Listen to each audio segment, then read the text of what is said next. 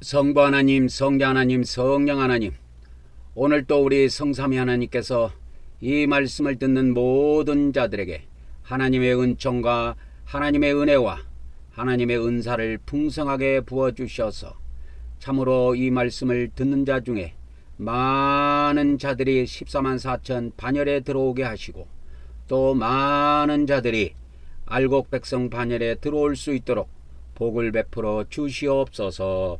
우리 주 예수 그리스도 이름으로 기도 올려옵나이다. 아멘, 아멘, 아멘. 자, 오늘은 한국말씀 사관학교 사관생도 말씀무장 제8회가 되겠습니다. 8회. 여러분, 이 한국말씀 사관학교가 신학교에서 가르친 것보다 완벽한 햇빛 같은 진리를 전한다는 것을 이제 말씀을 계속 들어보면 알게 될 거예요. 자, 오늘은 14만 4천을 교회론적으로 해석하는 이 교단, 그 다음에 그 교회론적인 해석이 뭐냐, 그 교리에 대해서 알려드리고, 또 제가 영적 선지자가 되어서 그들에게 펀치를 날리도록 하겠습니다. 강력한 펀치를 오늘 또 날리도록 하겠습니다. 자, 이게 교회론적인 해석, 이 교회론 하면 교회론을 알아야 돼요. 교회론 하면, 이게 론은, 교회론 하면은 기독교 조지신학이라는 것이 있어요. 기독교 그 신학교에 가보면 신학교에 가면 이 신학대학이나 이렇게 신학교 가면 조직신학을 배웁니다. 기독교 조직신학을 이렇게 배우는데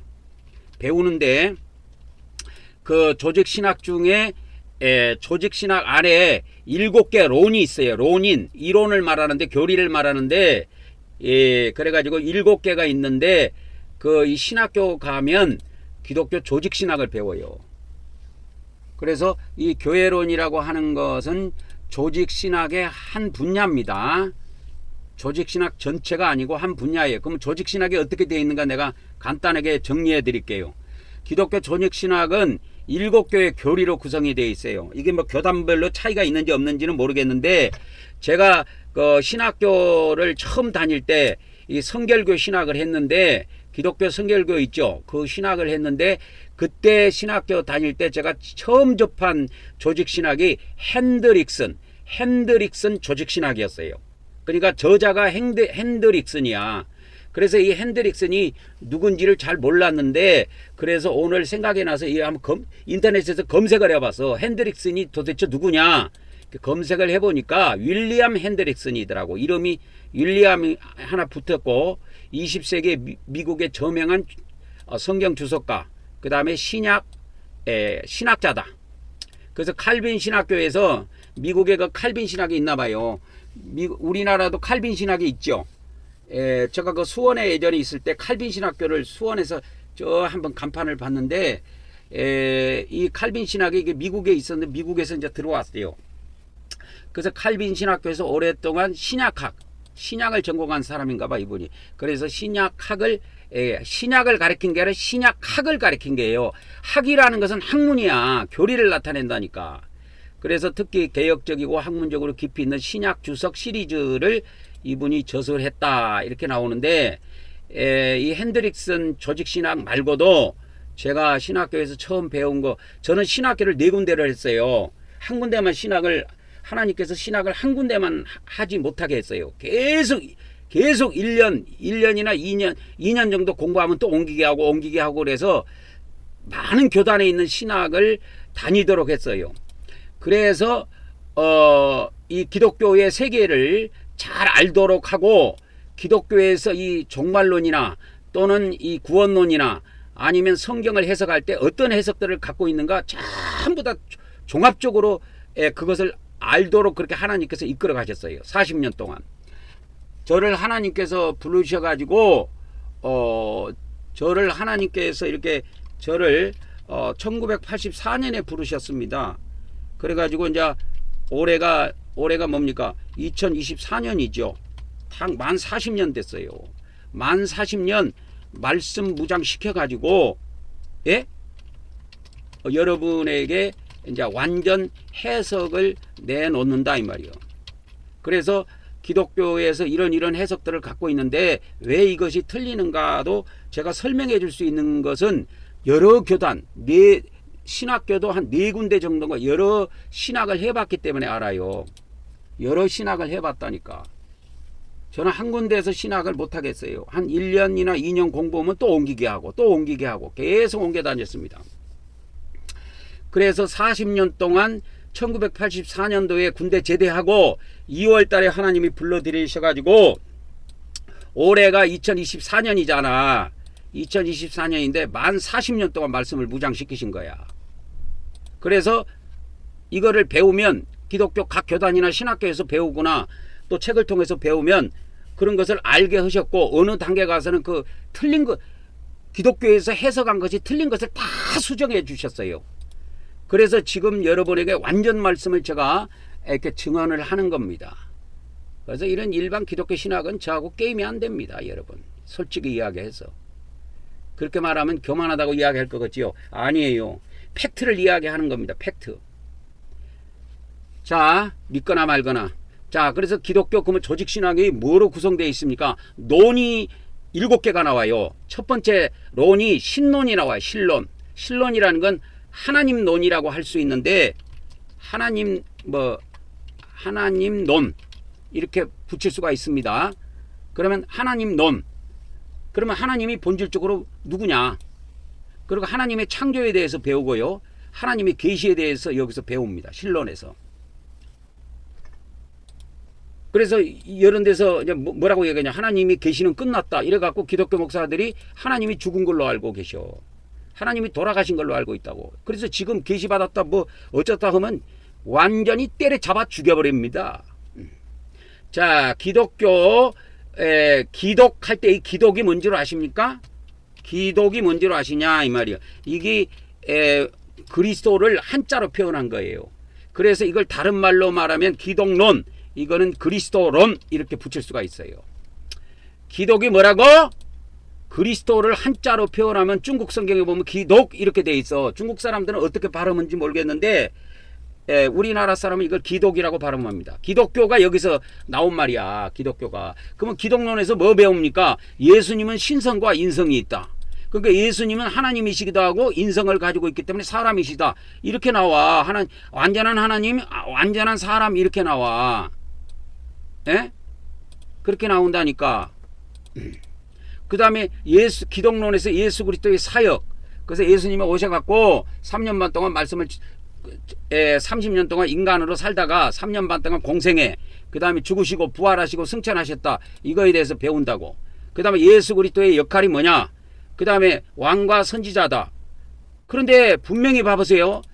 기독론을 공부하는 이 신학교를 나온 기독교 목사들이 예수님 그리스도의 역할은 뭐냐. 선지자 역할이 있다. 이것이 분명히 배우거든. 근데 내가 예수님은 선지자다. 그래갖고 구약시대 마지막 때 두 선지자가 계셨다. 그것이 세례요한이고 예수님이라고 그러니까 아니 왜 예수님이 선지자냐고 그런 딴소리를 하더라고. 그거는요 신학교에서 배울 때 그 인간이 공부를 안 하고 좋은 거야. 좋은 거야. 꼬박. 그래서 신학교 온 사람들 보면 그렇게 애써서 공부한 사람은 없어요. 시험 칠 때 보면 저는 거의 만점이 나오지만 다른 전도사들 이렇게 신학생들 보면 뭐 20점, 30점, 40점 막 해갖고 막 F학점 나온 인간들도 많아요. 근데 또 아이고 살려주세요. 그러면 또 아이고 은혜로 봐주지요. 그냥 그래서 졸업한다 이거요. 그런 인간들이 나와갖고 목사한다니까. 그래서 왕과 선지자와 여기에 구주라고 하지 말고 제사장이라고 해야 돼. 제사장. 이게 그리스도의 3대 사역이에요. 그러니까 이런 비밀을 신학에서도 가르쳐주는데 자기들은 예수님을 구주로만 생각하는 거야. 그러니까요 여기도 구주로 나왔는데 원래 예수님은 구주시기도 하지만 제사장과 왕과 선지자의 3대 사역을 한다니까. 이거 그리스도의 3대 사역이야 이게. 야 이 사람들아, 그리스도의 뭐요? 3대 사역이 뭐냐? 그리스도의 3대 사역이 왕과 제사장, 선지자가 먼저야. 선지자 사역을 하고 그 다음에 대제사장 사역입니다. 그냥 제사장이 아니고 그 다음에 만왕의 왕으로 오신다고, 천년왕국 때. 그런데 신학교에서 이걸 뻔히 가르쳐 주는데, 가르쳐 주는데, 수많은 기독교 목사들 중에서 예수님이 만왕의 왕으로 오시는 걸 부인해버려. 쳐 죽일 놈들이. 그러고 딴소리 한다니까. 여러분, 저는요, 이 기독교 조직신학 이런 것도 완벽하게 체계가 되어 있기 때문에 여러분들에게 완벽하게 가르쳐 줄 수 있는 거야. 이게 성령론. 그럼 기독교 목사들 내가 이번 주일날도 설교할 때 이 말씀이 나오던데, 성경에, 기독교 성경에 뭐라고 되어 있냐면 성령을 받으라 이렇게 돼 있어. 그러면 내가 뭐라 그랬어? 받으라 그러면 이 성령이 물건이라 그랬지. 그래서 이렇게 번역하면 이게 물건으로 번역이 됐기 때문에 번역 오류라 그랬죠. 번역 오류. 성령을 받으라가 아니라 성령을 받으라가 아니요. 어떻게 하냐면 성령님은 하나님이시. 성령은 누군가 이렇게 나와. 그럼 뭐라고 해놨어? 삼위일체 위, 한 위격으로서 성령님의 한 위라고 하는 거는 한 하나님이다 그 말이요. 그러면 성령이 물건이 아니야. 그러면 성령님을 뭐 하라? 영접하라 이렇게 번역해야 돼. 아니면 영접하라고 이렇게 하든지 모셔라 이렇게 하든지. 이렇게 해야 번역이 정정을 해야 돼. 정정. 이거를 기독교 목사들이 성령에 대해서 웃기게 생각하는 거야. 왜? 성령을 물건 취급한다니까?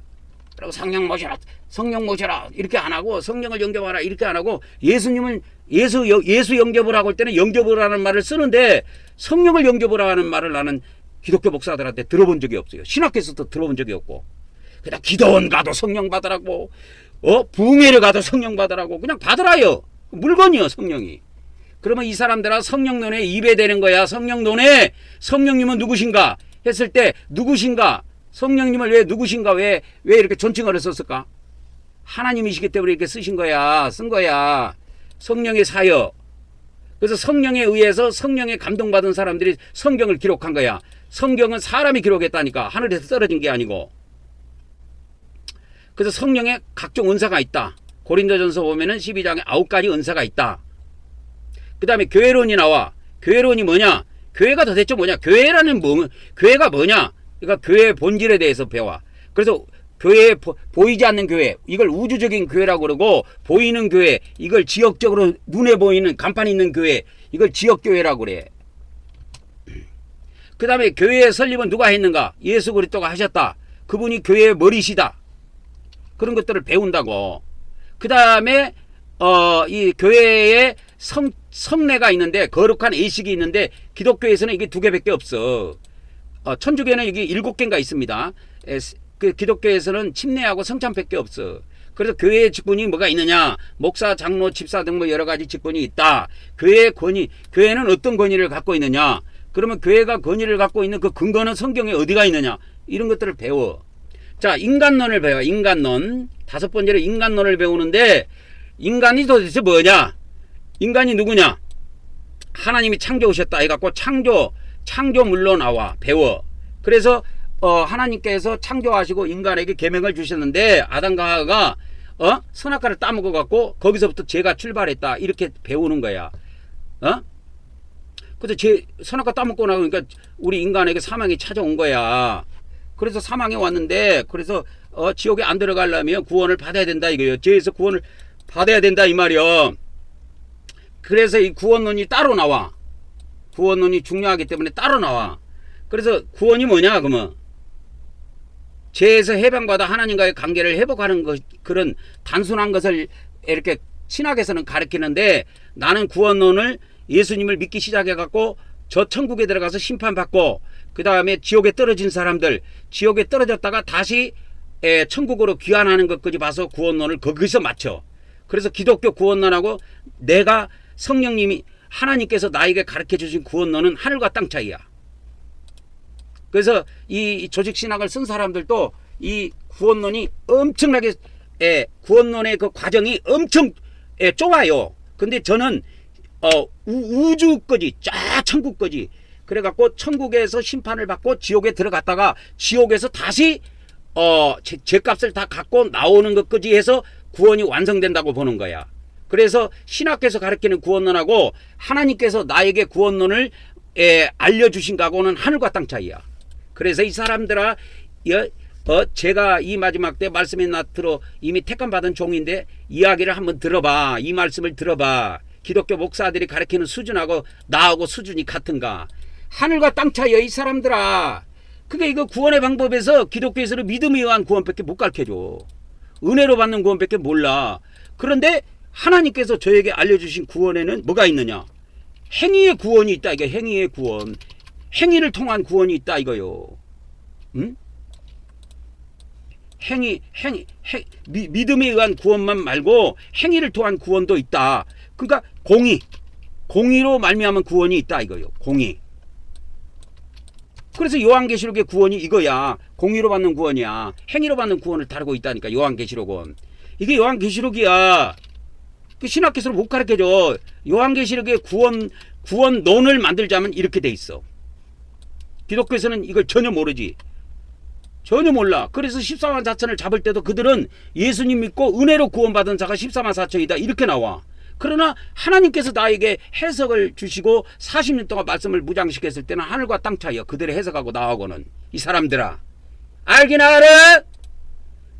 이 기독교 구원론이 너무 허술하고 엉터리라는 것을 하나님께서는 낱낱하게 다 저에게 가르쳐 주시고 보충해 주시고 완벽하게 해 주셨어. 그래서 마지막에 종말론이 나와. 그런데 이 종말론이 뭐냐? 세상 끝에, 이게 세상 끝에는 이제 교회 시대 끝에, 교회 시대 끝을 말합니다. 세상 끝에 하고 교회 시대 끝에, 교회 시대 끝에 그리스도가 재림하는 거에 대해서 다루고 있다고. 그래서 요한계시록은 그리스도의 재림을 다루고 있다고. 그래서 여기에서 뭐가 나와? 요한계시록에서 뭐가 나와? 14만 4천이 여기에 해당되는 거. 이 사람들아, 딴소리 하지 마. 교회 시대 끝이야. 교회 시대 끝에. 근데 이 사람들은 뭘 이야기하는지 14만 4천 이야기할 때, 시대를 초월해서 분명히 종말론에서는 예수 그리스도의 재림을 다룰 때 세상 끝이라고 자기들도 분명히 기록해 놨는데 뭐라고 이야기하냐? 목사들은 딴소리 해. 교회를 14만 4천이 뭐냐? 시대를 초월해서 이렇게 한다고. 어저께 내가 이야기해 줬잖아. 시대를 초월해서, 시대를 초월해서 믿는 자들 전체를 이야기한다. 이렇게 본다고. 딴소리하고 자빠졌네. 야, 이 사람들아, 종말론에 가봐봐. 종말론이 뭐라고 나와? 종말론이라는 게 세상 끝에 그리스도의 재림에 대한 것을 다루고 있다고 자기들도 그렇게 이야기해놨어. 종말론에 나와. 근데 이 신학교에서 종말론을 배우고 나온 사람이 거의 없어요. 왜? 이게 책 끝에 있거든. 책 끝에 나와요. 이 종말론은 7번째 나오기 때문에 이것도 못 배우고 구원론까지도 못 배우고 신학교에서 졸업한 사람이 세버렸어요. 그래서 이거 모릅니다. 천국과 지옥도 몰라요. 그래서 기독교에서는 뭐라고 그러냐? 예수님 믿는 자들은 천국 간대. 그런데 아니요. 구약의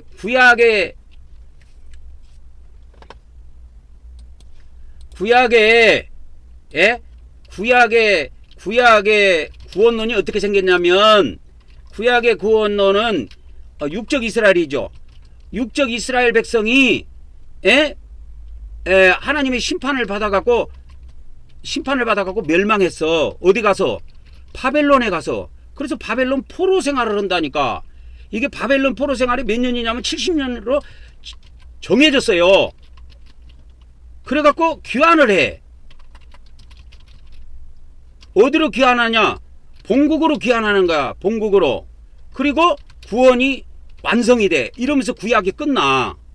나는 성령님이 하나님께서 저에게 신약의 구원론을 잡아줄 때 구약의 구원론을 그대로 해석해 줬어요. 신약의 구원론이 뭐냐?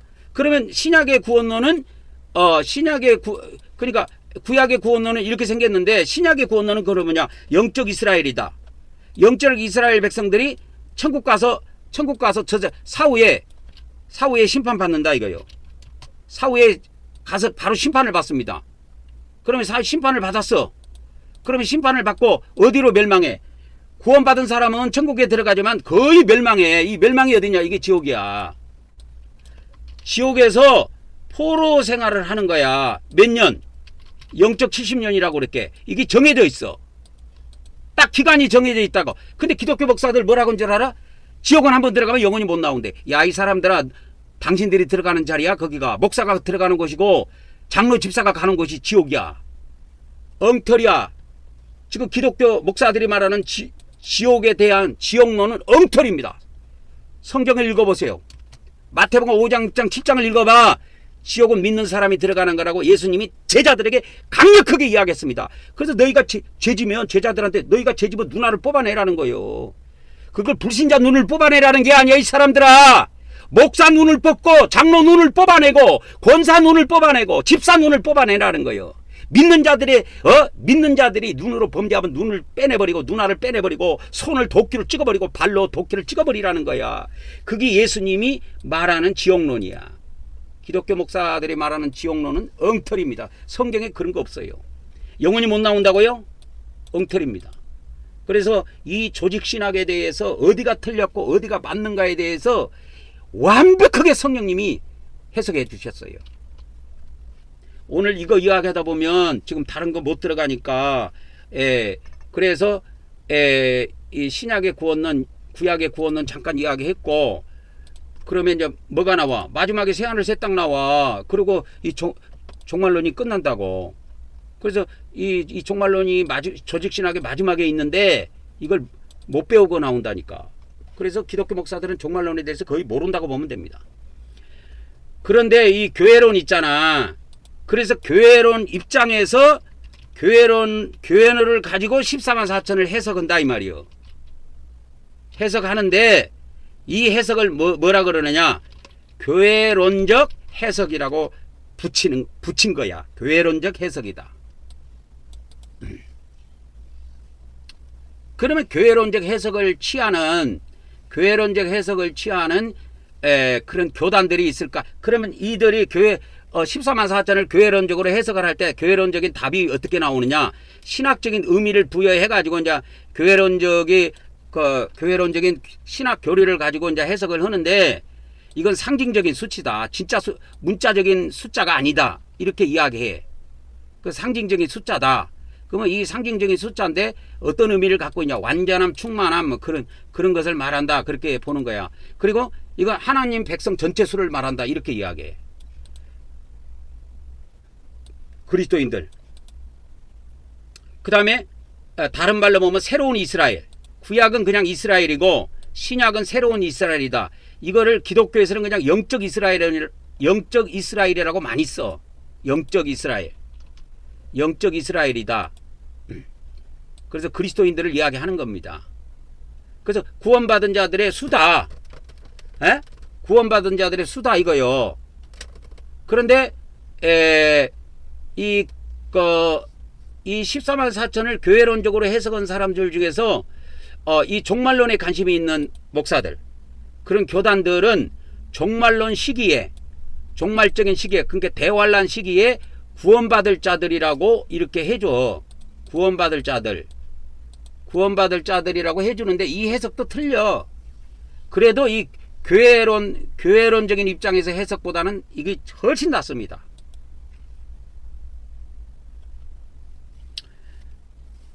그래 놓고 이 사람들도 뭐라 그러냐? 하지만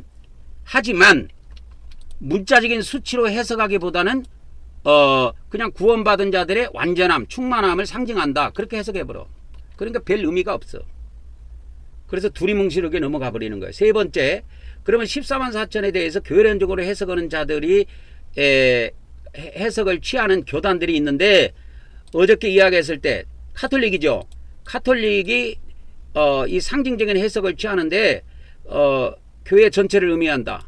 믿는 자, 예수 그리스도를 믿는 자들 전체를 말한다. 구원받은 자 전체를 말한다. 이런 식으로 두리뭉실하게 해석해. 그리고 이제 대부분 기독교도, 개신교도 여기에 해당이 돼. 그래서 이 개신교 안에는 해석이 다양한데, 개신교 안에서도 이 14만 4천을 상징수로 해석하며 이렇게 그러면서 그리스도인들의 신앙의 순수성과 충성을 나타낸다고 보는 이런 천주교적인 입장을 따르는 이 교단이 개신교 안에 엄청 많아. 개혁주의도 여기에 해당이 돼. 대부분의 개혁주의 교단도 여기에 해석을 따릅니다. 14만 4천은 상징적인 수로 해석해야 된다. 그래서 모든 시대의 신실한 성도들을 이야기한다. 이렇게 했죠. 그런데 아까 그 사람들 뭐라고 그랬어? 신학교에서는 종말론 이야기할 때, 종말론에서 배울 때는 뭘 이야기한다고 그랬어? 종말론에서 배울 때 종말론이라는 게 세상 끝에, 교회 시대 끝에 그리스도 재림에 대해서 배운다니까. 이게 그런데 거기에 종말론을 다루고 있는 요한계시록에 14만 4천이 나오는 거야. 근데 이 사람들은 딴소리 하는 거잖아 지금. 분명히 종말론에서는 교회 시대 끝이라고 이야기를 해놓고 세상 끝이라고 가리키는데, 세상 끝에 그리스도의 재림이 있다고 이 종말론에서 가리키고 있는데, 이 14만 4천을 해석할 때는 딴소리 하고 자빠졌다니까. 딴소리 하고 자빠졌는 거야. 종말론 시기에 구원받을 자들 딴소리 하고 있는 거야. 그래서 분명히 이 개혁주의 이 사람들도 신학이 있는데, 모든 시대가 아니고 이 사람들은 14만 4천은 교회 시대 끝에 나타나는 인물들이야. 교회 시대 끝에 나타난다니까. 14만 4천은 답답한 인간들. 14만 4천은 교회 시대 마지막 때의 사명자들이에요. 교회 시대 끝이라니까. 아까 이게 종말론에 나왔잖아. 끝에 세상 끝에 관련된 거, 예수 그리스도의 재림에 대해서 배운 걸 종말론이라고 그랬잖아. 이 종말을 다루고 있는 것이 뭐냐면 요한계시록이야. 요한계시록. 그러면 이거를 알려면 종말론에 관심을 종말론에 가서 종말론적인 측면에서 14만 4천을 해석해야 되는데, 이 덜떨어진 인간들, 이 기독교 목사들이 신학에서 엉터리를 배워가지고 14만 4천을 어떻게 해석하느냐? 교회론적으로 해석해. 교회론적인 측면에서 해석을 한다니까. 교회론적인 측면에서. 답답한 인간들. 그래서 이 종말론을 다루고 있는 것이 요한계시록이란 말이야. 종말을 다루고 있는 것이. 이 사람들아 봐봐. 그러면 조직신학 안에서 이게 계시록 14장에 나오는 14만 4천은 이게 종말론에 가서 이 답을 내야 되는데, 이 종말론에서 안 내고 어디에서 냈어? 교회론에 가서 교회론을 가지고 해석해 버린 거야. 14만 4천을. 그래서 돌팔이가 돼 버린 거예요. 기독교 많은 목사들이.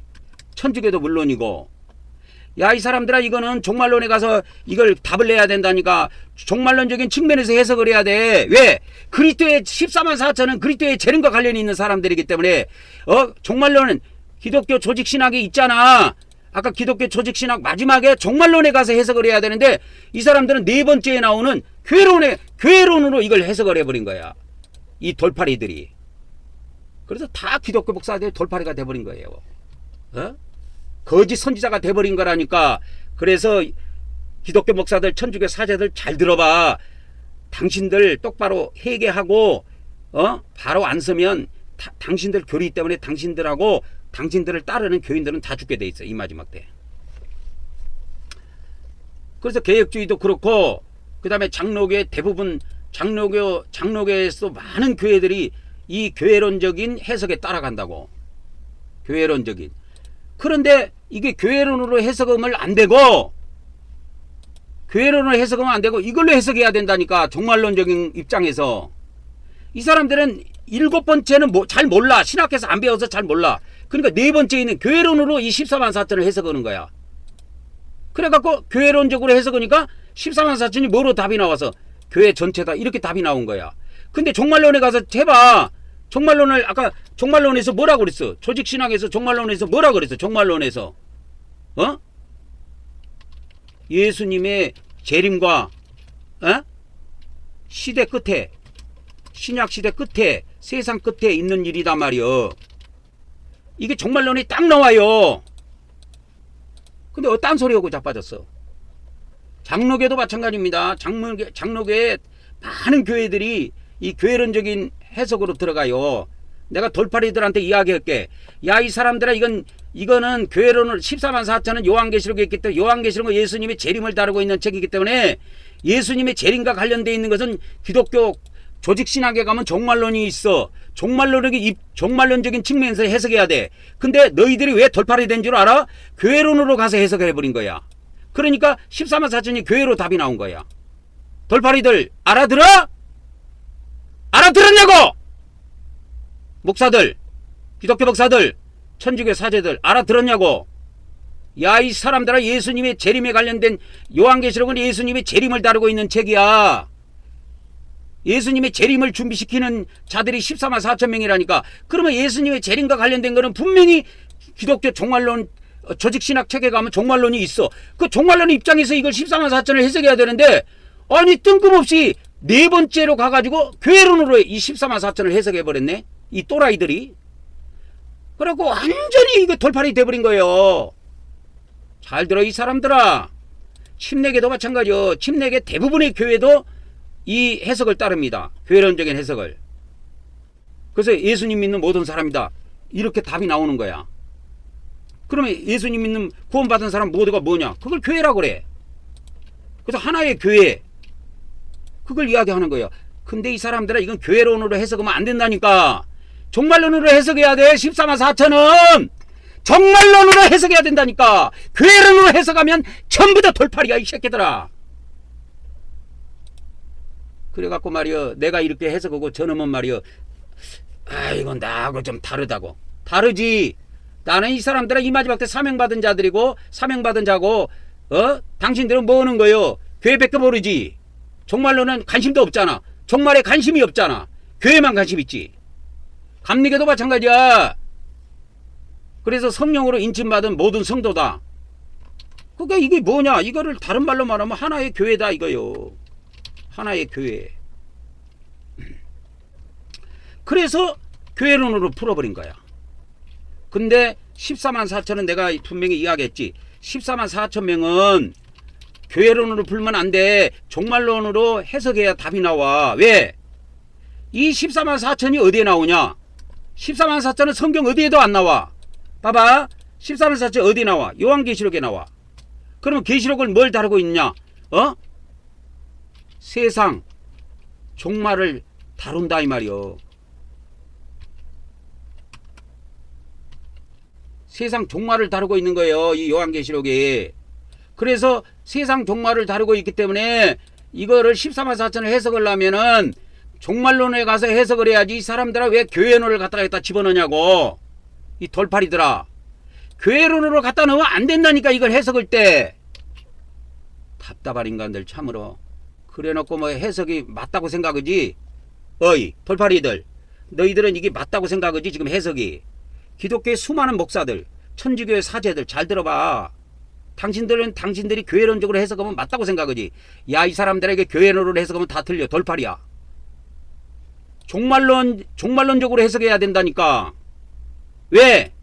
요한계시록 자체가, 요한계시록 14만 4천은 성경 어디에도 안 나와. 요한계시록밖에 안 나와. 그 요한계시록이 뭘 다루고 있냐? 세상 종말을 다루고 있는 거야. 교회의 종말과 세상 종말을 다루고 있어요. 이게 요한계시록이. 그렇기 때문에 14만 4천을 해석할 때는 종말론으로 가서 해석해야 돼. 교회론 가지고 해석하면 다 틀려. 돌팔이 돼. 그래서 네 번째 한번 봅시다.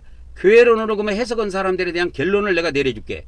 개신교의 거의 주요 모든 교단들이 교회론적으로 해석을 하고 있는데, 내가 다시 말할게. 자, 계시록, 자, 14만 4천을 지금 두고 이야기하는 거잖아, 우리가. 그럼 14만 4천은 어디가 나와? 성경 66권에 어디가 나와? 계시록에밖에 안 나와. 계시록에만 나와, 이 14만 4천은. 그럼 계시록을 뭘 다루고 있어? 교회의 종말과 세상 종말을 다루고 있다니까. 에? 교회의 종말과 세상 종말을 다루고 있다 이 말이야, 이 요한계시록이. 그러면 여기서 이제 눈치가 보이나? 그러면 이거를 조직신학으로 가가지고, 조직신학으로 가서 해석을 할 때 이거를 교회론을 가지고 해석하면 안 되고, 마지막 7번째 종말론으로 해석해야 답이 나와. 그런데 기독교의 대부분 기독교 목사들이나 대부분 기독교의 뭡니까? 신학교가 이거 14만 4천을 교회론으로 가서 해석해버린 거야. 종말론은 7번째 나와요. 7번에 나오고 조직신학에 가보면 이 조직신학에 가보면 교회론은 네 번째에 나와. 알기는 알아? 네 번째인지는 아냐고. 교회론은 네 번째야. 네 번째. 근데 일곱 번째에다가 이걸 갖다 놓고 14만 4천을 해석해야 되는데 대부분 신학교가 그렇게 가르쳐 주기 때문에 기독교 목사들이 다 엉터리로 배우고 나와갖고 엉터리로 가르치는 거야. 그래서 다 죽어 이 마지막 때. 똑바로 알아들으라고. 그래서 개신교 안에는 물론 14만 4천을 문자적으로 해석하는 데도 많아요. 뭐 저번에도 이야기했지만 뭡니까 저기 안식일교도 그렇고 뭐 신천지도 그렇고 여기 뭐 그다음에 뭐 세일재단도 그렇고 이렇게 하는 데가 많습니다. 문자적으로 해석한 데가. 이 문자적으로 해석하는 거는 이게 개신교에서 나온 거야. 개신교에서 나온 거예요. 천주교하고 동방정교회는 이 해석이 원래 없었어요. 그래서 하나님께서 왜 개혁을 했을까? 개신교를 왜 만들었을까? 왜 개신교가 만들어졌을까? 자, 개신교가 왜 탄생이 됐을까? 14만 4천의 해석적인 측면에서 보면 개신교가 나온 거는 개신교에서 뭐가 나왔다고 그래서 문자적인 해석이 나왔다고 그랬지. 그래서 문자적 해석을 위해 뭐가 탄생됐다? 개신교가 탄생됐다 이 말이야. 이게 성령님이 나에게 주신 비밀이야. 왜 개신교가 만들어졌느냐? 14만 4천을 두고 봤을 때 천주교에서는 답을 못 찾아. 왜? 종말은 가까이 오는데. 그래서 하나님께서 14만 4천에 대한 온전한 해석 그리고 14만 4천이 이 종말 시기에 준비될 수 있도록 하기 위해서 개신교를 탄생시킨 거야. 그래서 기독교 안에 개신교 안에 상징적으로 해석한 사람들 상징적인 해석은 그냥 답이 이게 교회야. 교회 거의 다 교회로 해석이 끝납니다. 전부 다 교회로 해석이 끝나요. 상징적 예? 그래서 역사적인 측면에서 이 14만 4천을 해석해야 된다. 그래서 개신교 안에 다양한 해석이 있지만 대부분의 개신교는 이 교회론적인 해석을 취합니다. 근데 내가 분명히 기독교 목사들, 개신교 목사들한테 이야기할게. 14만 4천은 봐보세요. 어디에 나와? 66권 성경에 어디 나와? 계시록에밖에 안 나와. 성경 어디에도 안 나와.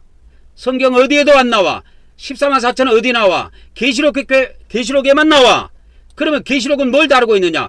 교회의 종말과 세상 종말을 다루는 거야. 그러면 종말을 다루고 있기 때문에 이게 종말론, 조직신학 종말론에 가서 이 14만 4천을 해석해야 되는데 이 기독교 신학교가 이 14만 4천을 가르칠 때 이거를 교회론으로 가서 가르쳐버린 거야.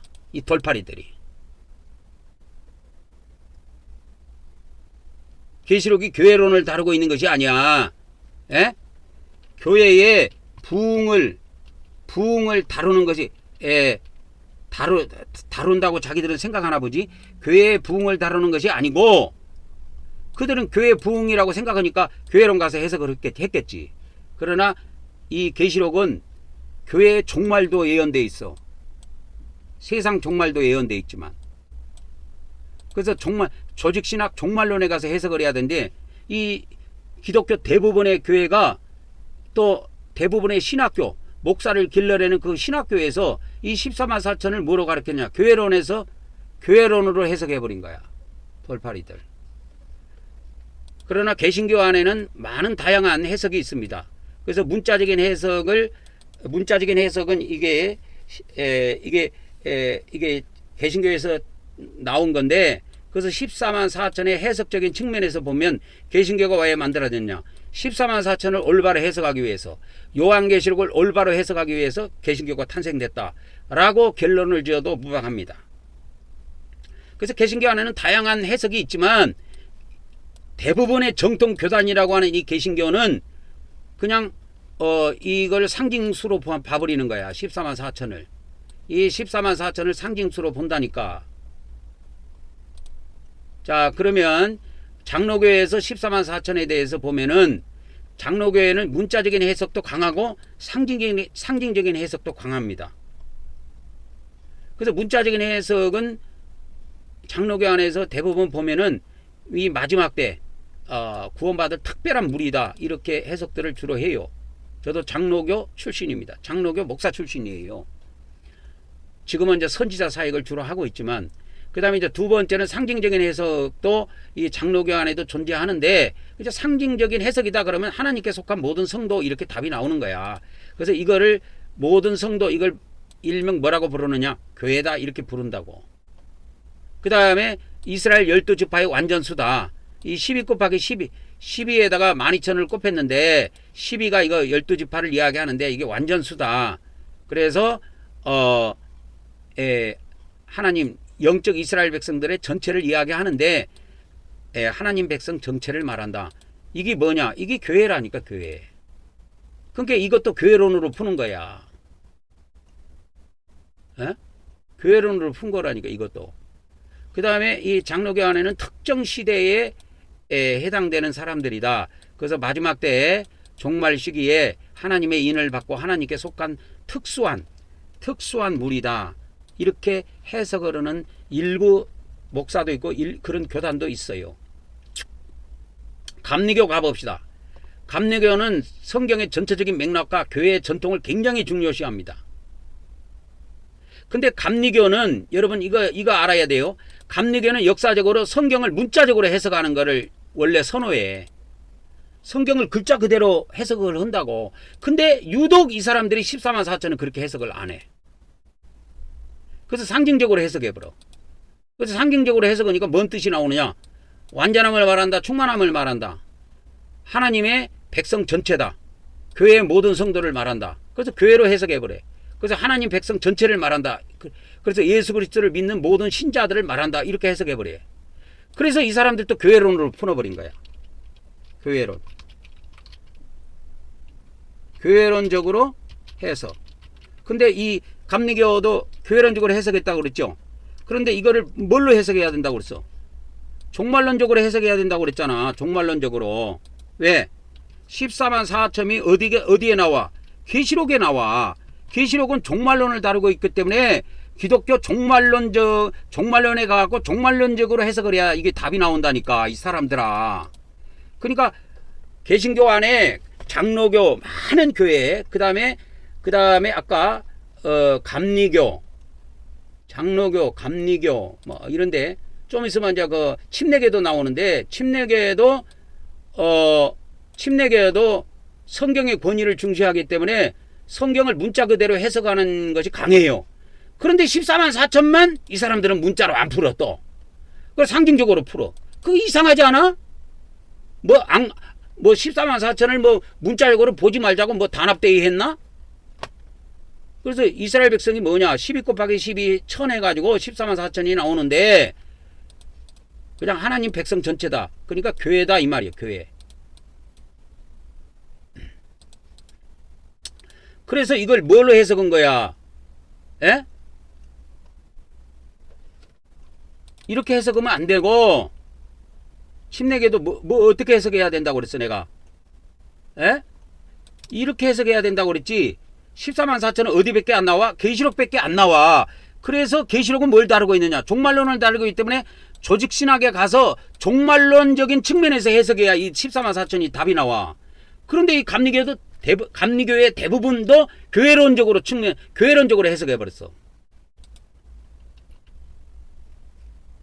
근데 이제 감리교회에서는 또 뭐 이런 교회도 있긴 있습니다. 마지막 때 특별히 하나님의 일을 받고 구원받은 성도를 의미한다고 하는 이런 해석을 가지는 그런 교회나 저기도 있습니다. 그래서 상징적인 숫자를 나타내는데 그럼 상징적인 의미가 뭐냐? 완전함을 나타내고 충만함을 나타낸다. 그래서 하나님 백성의 완전함을 나타낸다는 그런 의미로 취한다고. 자, 성결교 봅시다. 성결교는 그 사중복음이 있는데요. 제가 성결교 출신이라 잘 알아요. 중생, 성결, 신유, 재림 이래갖고 사중복음이 있어요. 그러니까 처음에 성결교가 만들어졌을 때는 이 재림도 엄청 중요시 여겼다고. 이 성결도 중요시 여기고. 그래서 이거 성결을 중요시 여겼기 때문에 성결교라는 이름이 붙은 거야. 근데 이 사람들이 중요시한 것이 또 있어. 재림을 굉장히 중요시 여겼어. 근데 지금 성결교 목사들은 내가 볼 때 거의 재림에 대해서 별로 중요시 안 여깁니다. 근데 성결교를 처음 만들었던 사람들은 이걸 엄청나게 중요시 여겼다고. 그래서 지금 성결교도 보면 종말론적인 측면에서 해석한 게 아니라 충만한 완전 뭐 상징적으로 해석해 갖고 교회론적으로 해석해 버리는 거야. 그래서 시대를 초월해서 하나님 백성이다. 야, 이 사람들아, 시대를 초월하기를 뭘 시대를 초월해? 에? 시대를 초월하기는 뭘 시대를 초월해? 이 14만 4천은 뭐라 그래서? 14만 4천은 뭐라 그랬냐고? 에? 계시록에 밖에 안 나와, 이 용어는. 그러면 계시록은 종말을 다루고 있기 때문에 조직신학에 가서 종말론 입장에서 이걸 해석해야 답이 나온다니까, 이 14만 4천이. 그런데 시대를 초월해갖고 전 기독교 2000년 동안을 다 여기다 갖다 집어넣어버린 거야. 14만 4천은 교회 시대 끝에 있는 사명자들이에요. 교회 시대 끝에, 세상 끝에. 그래서 기독교 종말론에 가면 세상 끝에 이런 일이 있다 해갖고 배워. 그런데 이 사람들은 종말론을 배워놓고도 종말론을 개무시해버립니다. 그래서 14만 4천 해석할 때는 종말론적인 측면에서 해석해야 되는데 14만 4천을 뜬금없이 교회론을 갖고 해석해버려요. 그러니까 모든 신자 이렇게 답이 나오지. 모든 시대를 초월해서 하나님께 속한 모든 사람들 이렇게 엉터리 답이 나오는 거야. 그래, 이게 다 돌팔이들이 하는 짓입니다, 이거. 그래서 하나의 교회다. 교회 공동체를 말한다. 하나 되어 그리스도 안에서 하나의 교회를 말한다. 그래서 성령 충만하여 사역하는 자들, 그래서 성령 충만함을 받은 자들이다. 요한계시록에 그런 말 안 나와. 하나님 인받은 자라고 나오지. 순복음 교단도 한번 볼게요. 이 순복음 교단도 별반 다른 것이 없어요. 순복음 안에도 다양한 해석이 존재하겠지요. 근데 이들은 성령 세례를 강조하기 때문에 성령의 역사와 구원이라는 그 핵심적인 교리하고 연결해 갖고 성령의 인침을 받는 자다 이렇게 하고, 이들도 역시 해석이 상징적인 수로 많이 해석해요. 그러니까 천주교하고 똑같다니까. 똑같은 소리 하는 거야. 특별히 이렇게 이런 것도 있습니다. 그 조영기 목사가 여기에 해당이 되는데, 이 조영기 목사 요한계시록을 내가 청년 때 읽어봤는데, 그 조영기 목사 요한계시록 청년 때 몇 번 읽어보고 내가 정리해 놓은 책이 지금도 있는데, 거기에 보면 조영기 목사는 세대주의이기 때문에 교회는 환란 전에 다 휴거되고 14만 4천은 구원받을 유대인의 수다 이렇게 나와.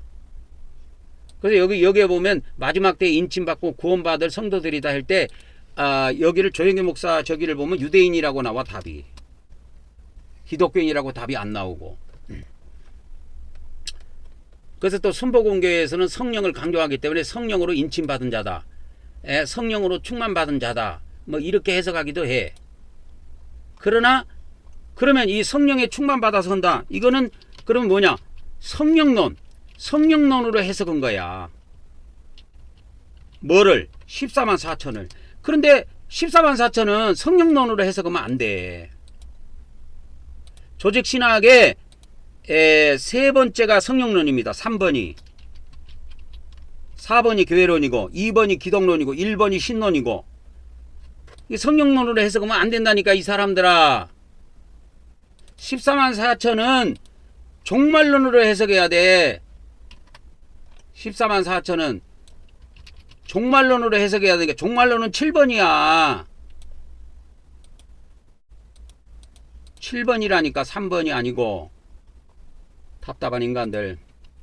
그러면 이제 오늘 말씀을 제가 이제 이 교회론적으로 해석하는 사람들을 이제 경고합니다. 경고하면서 성경 말씀을 가지고 자세히 해석해 드리겠습니다. 14만 4천이 도대체 뭐 하는 자들이냐? 14만 4천이 도대체 뭐 하는 자들이냐? 이걸 해석을 해 드릴게.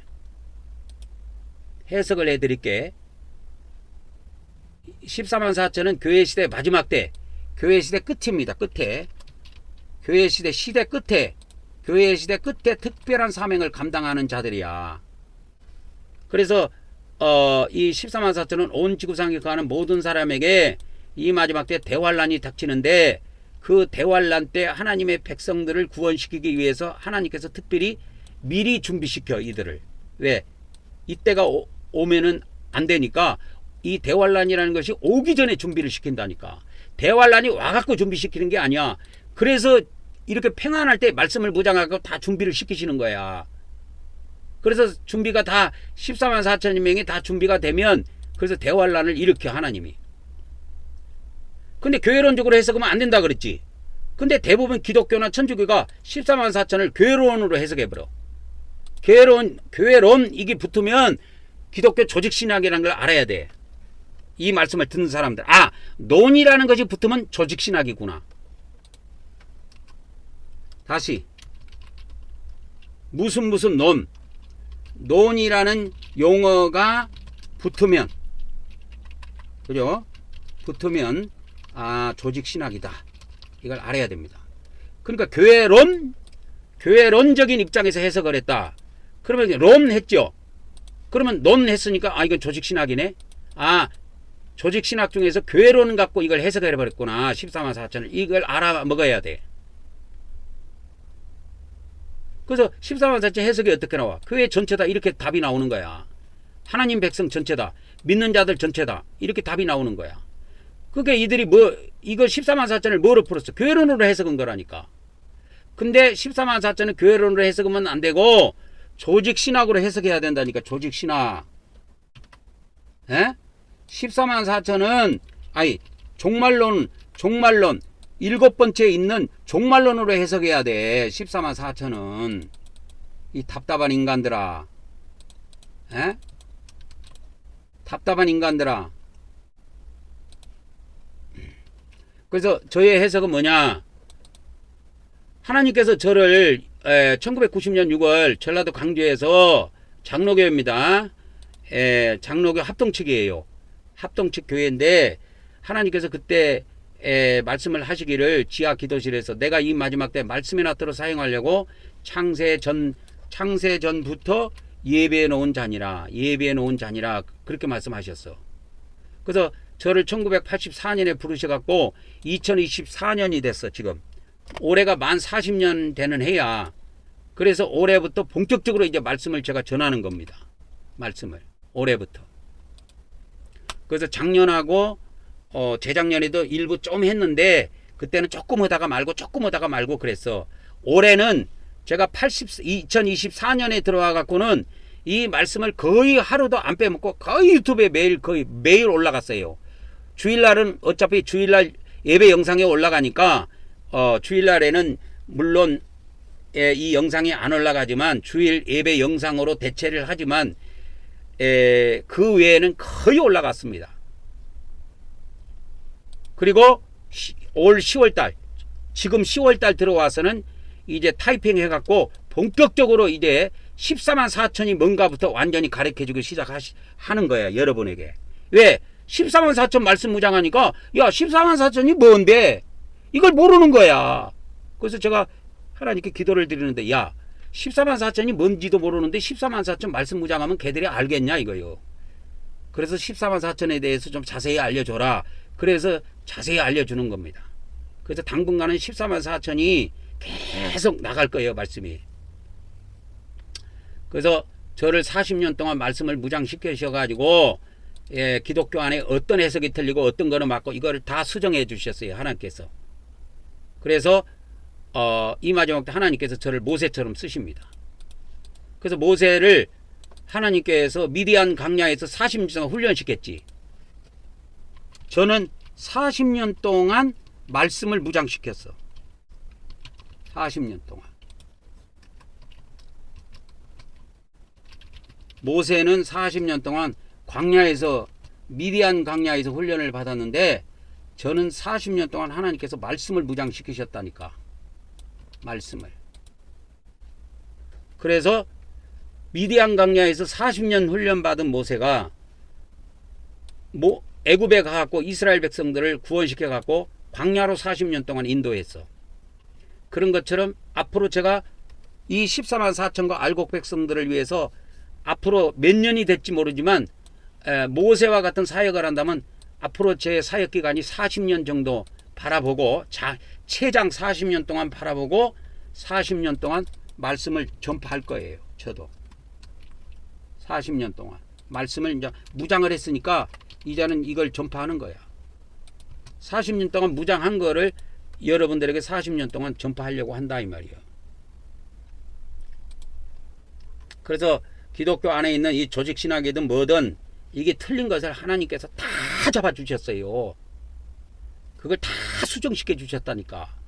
그래서 이 기독교 구원론이 개판이라는 걸 나는 안 거야. 기독교 구원론에 여러분 기독교 구원론 가봐.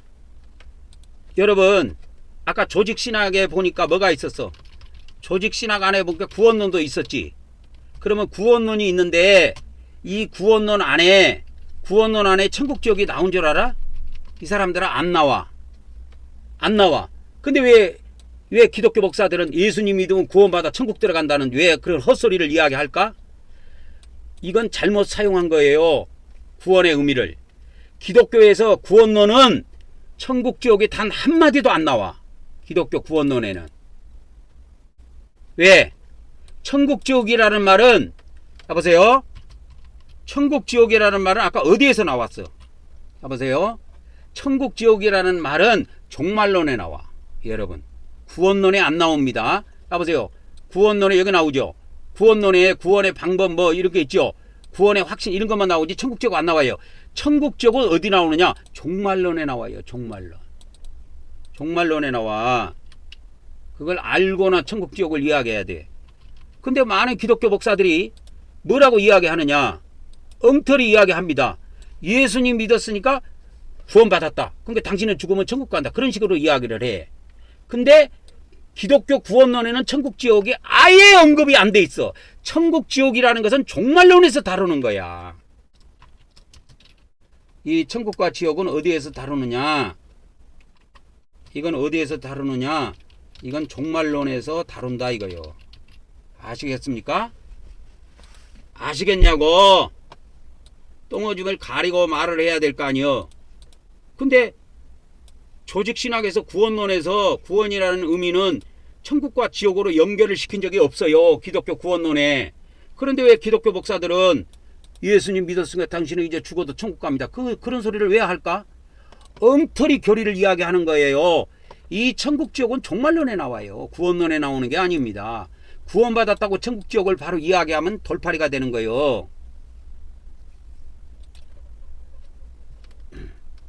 그래서 이 14만 4천이 뭡니까? 그러니까 누가복음 21장 35절에 이 지구상의 대환란이라는 이 큰 환란이 찾아오는데 이 대환란은 온 지구상에 거하는 모든 사람에게 이 사건이 임한다.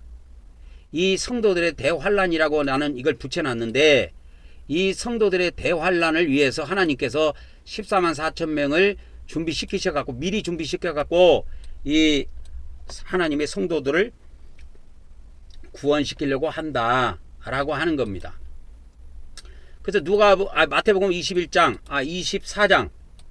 21절에도 보면 이 마지막 교회 시대 끝에 그때 멸망에 가증한 것이 하나님의 성전에 들어선 것을 보는 그때에 큰 환란, 대환란이 찾아오는데 이거는 아담 때로부터 창세로부터 지금까지 없었어. 한 번도. 후에도 없고. 지구상에 1차 대전이나 2차 대전이나 히틀러가 나타나갖고 뭐 환란이 왔다고 요한계시록 해석은들 그런 환란은 예수님이 말씀하신 대환란은 온 적이 없어. 지구상에 아직도. 이 대환란을 위해서 14만 4천을 하나님이 준비시키신다니까. 14만 4천을 이때 준비시키시는 거야. 14만 4천을 그래서 준비시키시는 거야. 이 대환란을 위해서. 단소리 하지 마. 그리고 14만 4천은 셀 수 없는 수라고 자꾸 교회라고 두리뭉실하게 자꾸 교회론으로 해석하는데 이 14만 4천은 셀 수 있는 수입니다. 어저께도 제가 말씀을 드렸지만. 그러니까 교회론을 갖고 조직신학 가지고 해석한 사람들이 뭐예요? 14만 4천을 교회로 해석해버렸죠. 교회 전체로 해석했죠. 모든 믿는 자들 전체다. 하나님 백성 전체다. 이렇게 해석을 했는데 저의 해석은 14만 4천은 교회 전체가 아니다 이거요. 그래서 14만 4천은 뭐냐? 14만 4천은 뭐냐 도대체? 에? 14만 4천은 도대체 뭐냐 이거요. 이게 14만 4천이 나오는 데가 계시록밖에 안 나오는데 계시록은 종말을 다룬다. 그래서 종말론으로 해석해야 된다 그 말이요. 에? 기독교 목사들 잘 들어봐. 이 사람들아. 이 14만 4천은 교회론으로 해석하면 다 틀려. 종말론으로 해석해야 된다니까. 조직신학 책을 좀 봐봐! 이 사람들아! 돌파리 같은 소리 하지 말고.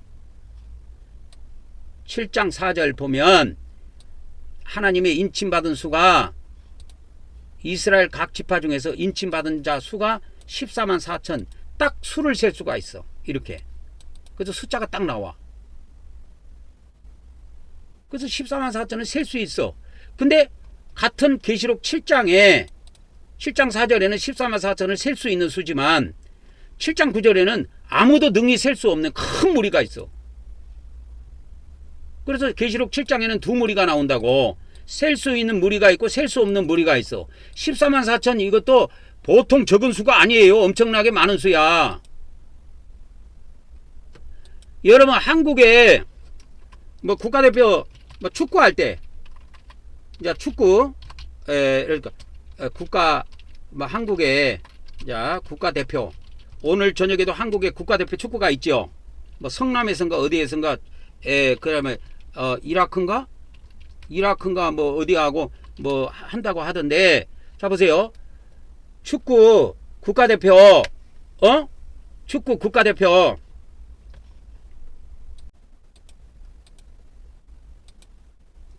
자 국가대표 축구 선수들이 축구를 할 때 보통 서울에서 하잖아요. 이번에는 뭐 오늘은 성남에선가 어디서 한다고 하는데 서울에 할 때 보통 제가 서울에 할 때 그 인터넷 기사 올라온 거 보면 한 6만 명 모인다 뭐 이렇게 이야기하다고. 6만 명이 모인대. 그러면 6만 명이 여러분 적은 숫자입니까? 엄청 많은 수야. 그러면 6만 명의 두 배는 12만 명인데 12만 명이 이게 적은 수냐고. 12만보다 더 많은 수가 14만 4천인데 그런데도 14만 4천은 셀 수 있는 수야.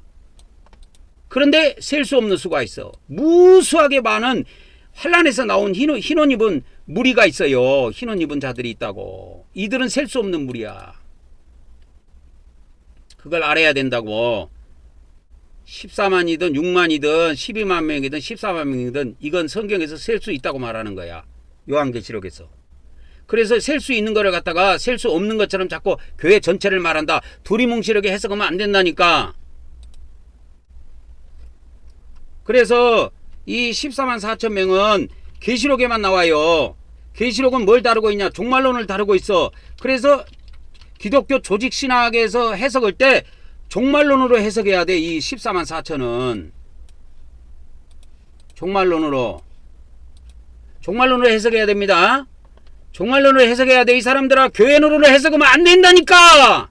이걸 성령론으로 해석해도 안 돼. 성령 충만 받은 14만 4천이다. 이 14만 4천은 교회 전체다. 이거 교회론으로 해석해도 안 되고 성령론으로 해석해도 안 돼. 오직 종말론으로 해석해야 돼. 답답한 인간들 참말로. 이제 세 번째 이 14만 4천이 뭡니까? 하나님의 인을 받은 자들이야. 예? 그래서 이 성령 교회론적으로 해석한 사람들은 14만 4천은 하나님의 은혜로 구원받은 자다. 그래서 믿음으로 구원받은 자다. 하나님의 은혜로 구원받은 자다. 그 다음에 이거를 이제 이건 구원론적인 해석이고 그 다음에 그러면 성령론적인 해석은 뭐냐? 이 성령론적인 해석은 뭐냐면 이렇게 해석하는 거예요. 성령으로 충만 받은 자들. 이렇게 해석해버리면 이게 성령론의 입장에서 해석한 거야. 그 다음에 교회론적으로 해석한 거는 지금 우리가 교회론적으로 해석한 걸 보자. 14만 4천은 뭐다? 교회 하나의 교회 전체를 이야기한다. 하나의 교회의 연합을 말한다. 믿는 자들의 전체를 이야기한다. 그러면서 이거를 이런 식으로 해석하면 안 된다 그 말이요. 이런 식으로 해석하면 안 된다 그 말이요. 교회론으로 해석해도 안 되고 성령론으로 해석해도 안 돼. 구원론적으로 해석해도 안 되고. 내가 뭐라 그랬어? 14만 4천은 예? 종말론으로 해석해야 돼. 종말론으로 해석해야 돼. 종말론이 조직신학 마지막에 나와요. 그래서 이 14만 4천을 구원론으로 해석해도 안 되고 구원론을 가지고 해석해도 안 되고 성령론을 가지고 해석해도 안 되고 교회론을 가지고 해석해도 안 돼. 14만 4천은 요한계시록에만 나와. 계시록은 종말을 다루고 있기 때문에 종말론으로 해석해야 돼. 이 사람들아. 돌파리들이 그것도 모르고 조직신학을 갖다가 아무데나 갖다 붙여가지고 말이야. 해석을 지금 마음대로 하고. 예? 그래서 이 사람들은 해석할 때 뭐 성령이 인침받은 자다 막 이런 식으로 갖다 해석해 막 그냥 막 구원론으로 해석하고 성령론으로 해석해 버린다니까. 에베소 1장 13절에 있는 말씀들을 인용해 가지고. 예? 그러나 교회론적으로 해석하면 안 됩니다. 교회론적으로 해석하면 안 돼요.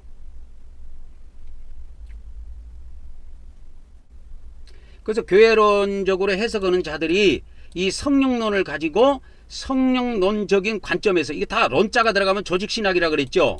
성령론은 세 번째 나와요. 조직신학 3번입니다. 3번. 3번이에요.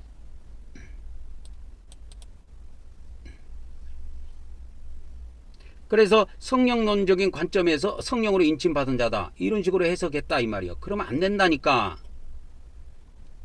그래서 오늘은 여러분에게 이 14만 4천을 조직신학의 입장에서 내가 설명을 해주는 거야.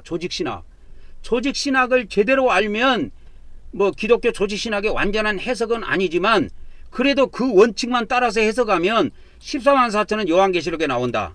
요한계시록은 종말을 다루고 있다. 그래서 14만 4천을 해석할 때 종말론으로 해석해야 된다. 그러면 답이 나오는데 이 사람들은 뜬금없이 14만 4천을 교회론을 가지고 해석해버린 거야. 이 돌파리들이. 야, 이 사람들아, 요한계시록을 봐봐. 요한계시록에 14만 4천이 하나님의 인을 받은 자라고 딱 나오지. 무슨 딴소리하고 자빠졌어. 그래서 하나님의 종들의 이마에다가 인을 치는 거야. 그래서 이 14만 4천은 하나님의 종들이라니까. 하나님을 믿는 자 전체가 아니고 하나님의 종들이 수야. 이 마지막 때 하나님이 쓰시는 종들의 수라니까. 그래서 이제 다섯째 나팔이 울릴 때 저 무저갱은 어디냐면 우주에 있어요. 무저갱이 우주에 있는데 나중에 이 무저갱의 세계하고 우주 세계를 내가 자세히 설명해 줄게요. 이거 뭐 그런 거 이야기해 주기 전에 이 기본을 깔아야 돼. 기본도 모르는 인간들한테 무저갱 이야기하고 우주 이야기해봐. 뜬금없는 소리밖에 안 되는 거야. 그래서 우주에서 짐승이 내려오는데 이 요한계시록에는 황충이라고 나와. 계시록 9장에는 황충들이 무저갱에서 나온다니까. 그 무저갱이 어디 있습니까? 우주에 있어. 이 황충들이 엄청나게 땅 위로 기어 올라오는 거야. 그래서 이 지상에 올라와 가지고 5개월 동안 이 지구상인들을 괴롭혀. 그게 대환란이야. 성경에서 말하는 대환란은 이거야. 예수님이 말하는 대환란은 이걸 말한다고. 기독교에서 말하는 대환란은 자 보세요. 기독교에서 말하는 이 대환란은 7년 대환란을 이야기해요. 그런데 예수님이 말씀하신 대환란이 있어. 이 예수님이 말씀하신 대환란은 이 환란을 이야기하는 거예요. 계시록 이게 9장 4절에 있는 거. 9장 4절에 있는 5개월 환란을 말하는 거야. 5개월 환란입니다. 환란인지 이게 난자를 이렇게도 쓰고 저렇게도 쓰고 하던데 이게 5개월 환란입니다.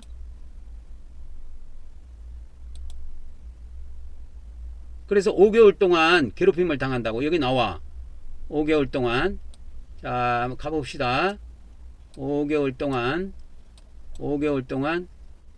그래서 계시록 9장 5절에 보면 5개월 동안 지구인들을 갖다 괴롭힌다 그랬죠. 5개월 동안. 이게 환란이야. 이게 예수님이 대환란이라고 했던 말은 이걸 두고 이야기하는 거야. 5달 동안 환란. 이걸 두고 말씀하신 거야. 7년 대환란은 기독교에서 쓰는 용어고 뭐 그러니까 전쟁이 일어나는 거 처처의 기근 지진 이것도 다 포함해 갖고 그런 것까지 예수님 재림하는 때까지 다 포함해 갖고 7년을 잡은 것이고 예수님이 대환란이라는 용어 누가복음 21장하고 마태복음 24장에 대환란이라는 용어를 2번 쓰셨는데 그거는 5번째 나팔이 울렸을 때 우주에서 짐승 외계인들이 내려와 갖고 지구인들을 괴롭히는 짐승 외계인들이 지구에 내려와 가지고 지상에 대환란이 일어나. 예수님이 말씀하신 대환란은 이걸 두고 말씀하신 거야. 이때 뭐라고 이야기했느냐? 하나님의 인침을 받지 아니한 자들은 이때 화를 당하게 되어 있어. 그러니까 14만 4천은 이때 완전 보험받아. 요거 한번 보세요. 내가 인터넷에서 다운받은 우주 세계입니다. 우주의 별이에요. 우주의 별입니다. 이게 얘들이 이 우주의 별에 수많은 우주의 별에 수많은 짐승들이 살고 있대요. 이게 나중에 자세히 설명해 드릴게 내가.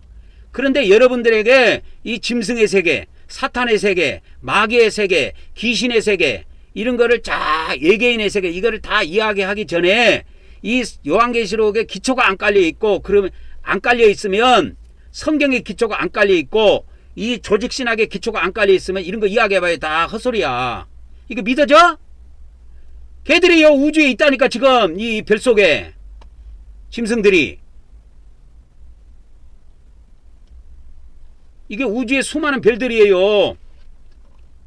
우주의 수많은 별들이라니까. 이 우주의 수많은 별들이야 지금 이거. 얘들이 이 우주의 어느 별에 거한지 어마어마하게 이 우주에 대해서 나중에 설명을 해드릴게요. 제가 우주가 어느 정도 크냐 그런 건 내가 설명해 드릴게. 그래서 14만 4천 명은 이 우주의 수많은 별들 중에 지금 마귀들도 이 우주 세계에 있고 지금 사탄들도 우주 세계에 있고 그 다음에 귀신들도 우주 세계에 있고 그 다음에 짐승들도 이 우주 세계에 있는데 이 외계인이라고 하는 요한계시록에서 말하는 이 짐승이라고 하는 놈들은 외계인들인데 괴물들이래. 괴물. 사람처럼 생긴 사람도 있고 뭐 괴물처럼 생긴 놈들도 있고 이들은 종류가 다양하대요. 외계인의 종류가 하나로 말할 수 없대요.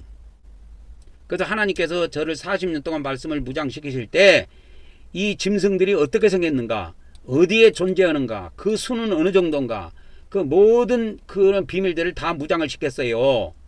그러면 이 짐승을 만든 놈들이 마귀들인데 마귀들은 누구고? 그러면 마귀들은 또 사탄이 만들었다고 하셨는데 그러면 사탄들은 뭐하는 놈들이냐? 그러면 그런 것들을 세밀하게 알려줄 거야. 이 우주 세계를 이야기해 주면서. 그래서 우주도 나중에 공부하게 돼 있어요. 우주에 대해서 제가 알려드릴 거예요. 이 우주를 모르고는 요한계시록을 풀면 다 가짜입니다. 적그리스도가 어쩌고 저쩌고 떠들어봐야 적그리스도는 이 사람들아 이 우주 안에 있다, 우주에 있다니까. 계시록 9장 1절에 그 무저경에서 별 하나가 뚝 떨어졌어. 그게 적그리스도야. 계시록 9장 1절에 나오는 그 떨어진 별 하나가 적그리스도라니까.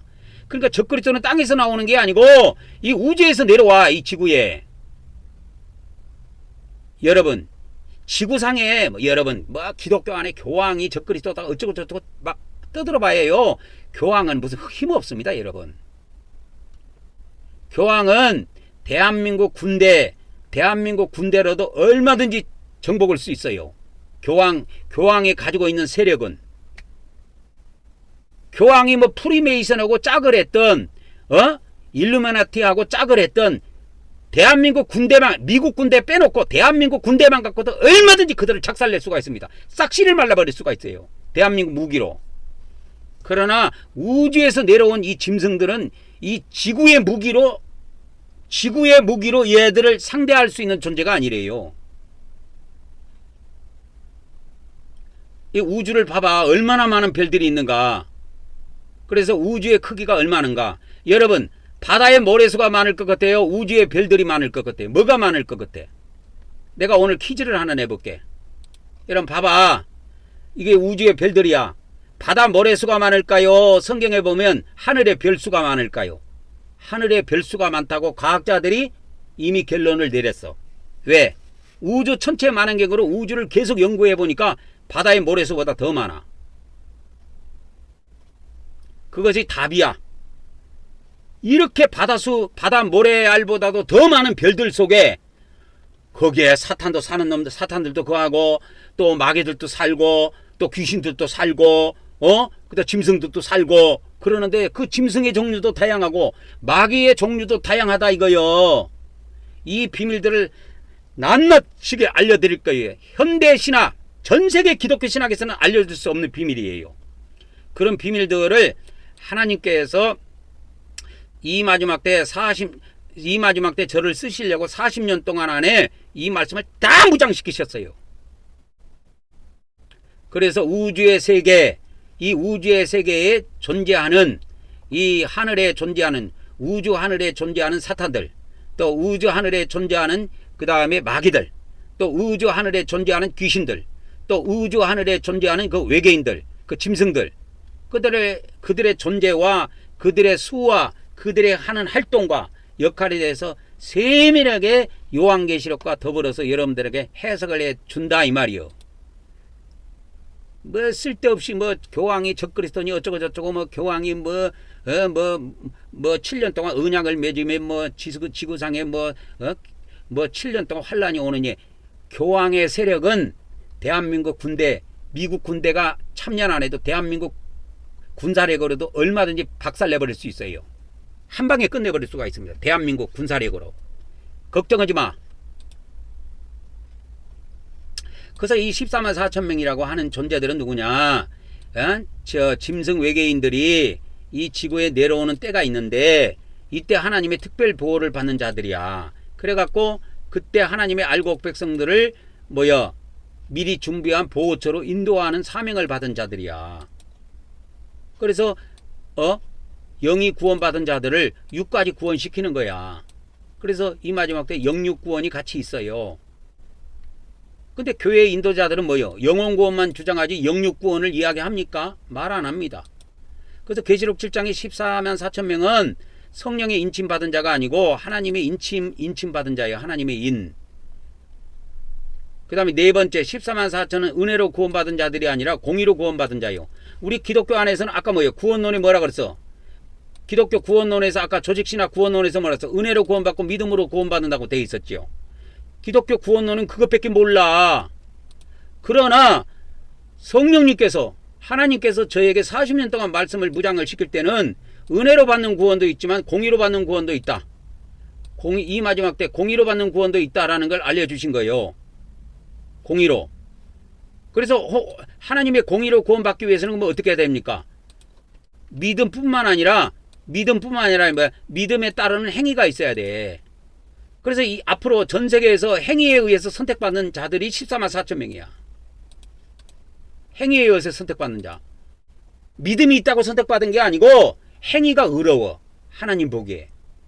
그래서 계시록 22장 11절에 보면 킹제임스 성경에 보면 불의한 자는 그대로 불의하게 하고 더러운 자는 그대로 더럽게 두며 의로운 자는 그대로 의롭게 두고 거룩한 자는 그대로 거룩하게 둘지니라 이 말씀이 나와. 이게 무슨 말이냐면 행위에 의한 구별이야. 믿음에 의한 구별이 아니고 행위에 의한 구별이야. 그래서 행위로 하나님 앞에 이 마지막 때 선택받을 자들이 있어. 그게 거룩한 자야. 그리고 행위에 의해서 하나님 앞에 특별히 구별받은 자들이 있는데 그게 14만 4천 명이야. 그들이 의로운 자야. 그 더러운 자는 다 버려버린다니까. 예수님을 믿음으로 구원받는다, 은혜로 구원받는다 하면서 개판으로 사는 인간들은 다 버려버린다니까. 이 14만 4천 반열에 못 들어와요. 못 들어온다니까. 그래서 이 비밀을 어디에서 예수님이 가르쳐 주셨냐면 마태복음 25장에 보면은 양과 염소 비유가 나와. 양과 염소 비유의 그 내용을 읽어봐봐. 마태복음 25장에 딱 구원이 이들이 오른쪽 왼쪽으로 딱 갈라 세우는데 뭐에 의한 구별이냐? 양과 염소는 외모로 구분하는 것이 아니고 딱 행위로 구분해. 예수님께서 행위로. 그래서 하나 예를 들어줄게. 그래서 교회 시대의 마지막 때 두 무리가 있다라는 걸 아셔야 됩니다. 행위를 기준으로 했을 때 두 무리가 있는데 행위로 의로운 자들이야. 이걸 마태복음 25장에는 양들이라 그랬어. 그 다음에 행위로 불의한 자들, 의롭지 못한 자들, 이것이 뭐냐? 행위로 의롭지 못한 자들. 이걸 염소 새끼들, 염소들이라고 한 거야. 그래서 마태복음 25장 37절에 보면 의로운 자들이 주님께 뭐라고 하냐면 주여 우리가 어느 때 주님이 줄이신 것을 보고 잡수게 하셨나이까? 목마르신 걸 보고 주님이 목마르실 때 우리가 마실 것을 언제 드렸습니까? 이 행위를 나타내는 거예요. 전부 다. 이거 염소들을 가릴 때도 마찬가지야. 예수님이 나그네 됐을 때 나를 받아들이지 아니했고, 예수님이 헐벗었을 때 옷을 입혀주지 않고, 병들었을 때, 또 옥에 갇혔을 때 너희가 나를 찾지 아니했다. 기준이 뭐냐? 행위야. 믿습니다가 아니야. 행위로 딱 양과 염소를 딱 갈라버려. 이 마지막 때. 그래서 이 행위로 하나님 앞에 인정받고 나오는 자가 14만 4천 명입니다. 그래서 완전하게 사시기 바랍니다. 그 다음에 다섯 번째, 이 14만 4천은 추수의 사명자들이다. 교회론적으로 해석한 사람들은 14만 4천은 교회 전체다 이렇게 이야기하는데, 그래서 교회론적으로 해석을 하는데 이 14만 4천은 추수꾼이다 이거요. 추수꾼이다 이거요. 그래서 교회 사자들은 교인을 양육하지만 이 14만 4천은 다른 사자거든. 다른 사자. 그래서 다른 사자의 사명이 뭡니까? 추수하는 사명이야. 그래서 짐승 외계인들이 저 우주에서 지구로 내려왔을 때 이때 대환란이 있단 말이에요. 이 지구상에 5개월 동안. 5개월 동안 대환란이 있을 때 하나님의 그 알곡 백성들을 보호처로 인도하는 사명을 띈 자들이 14만 4천 명이야.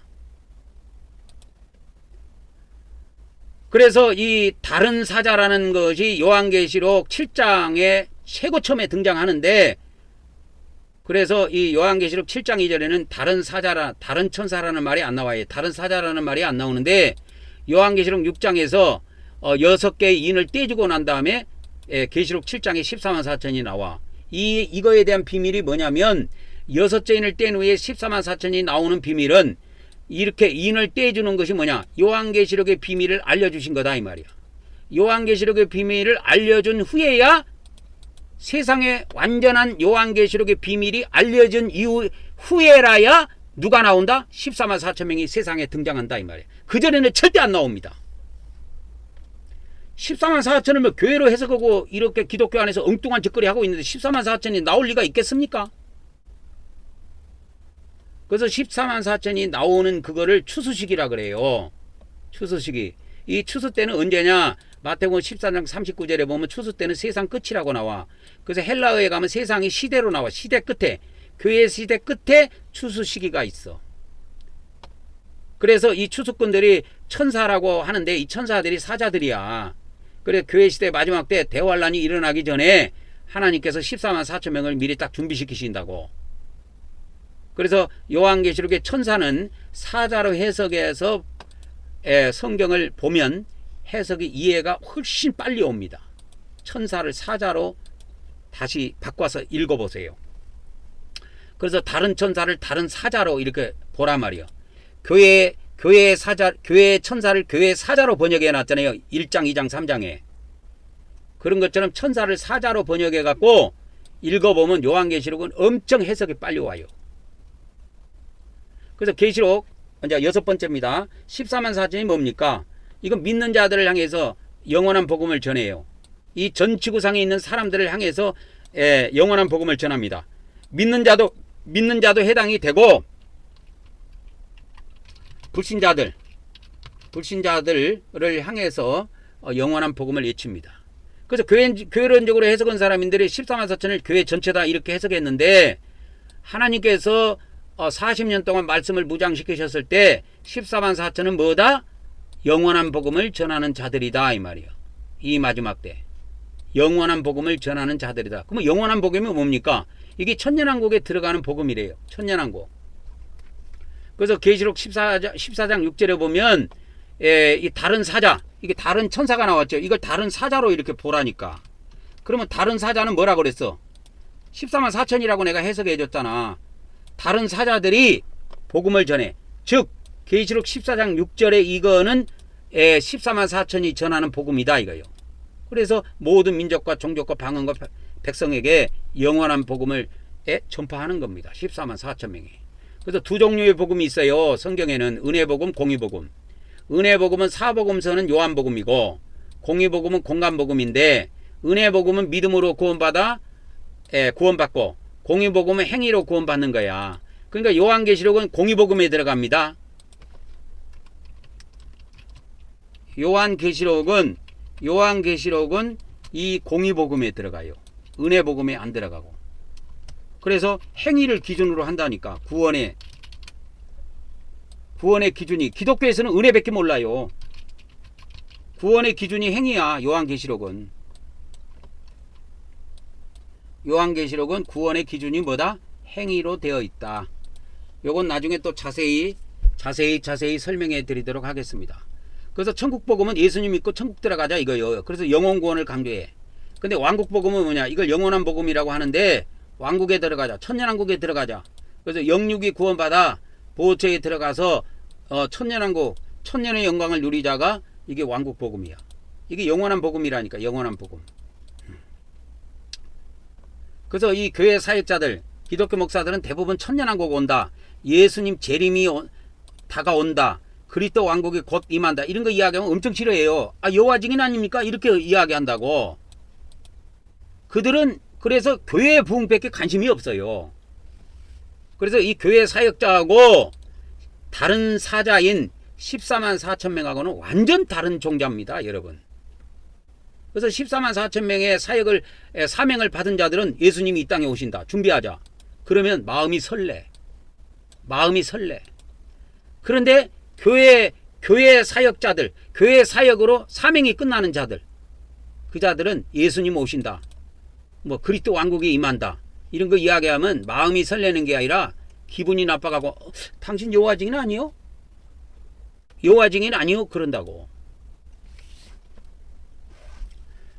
그래서 이 14만 4천 명은 숫자적으로 계산해 보면 전 세계 기독교인을 14억 4천 명으로 봤을 때 14만 4천 명은 10,000명 중에 1명 나와. 그러면 한국에 몇 명이냐? 1,000명이야.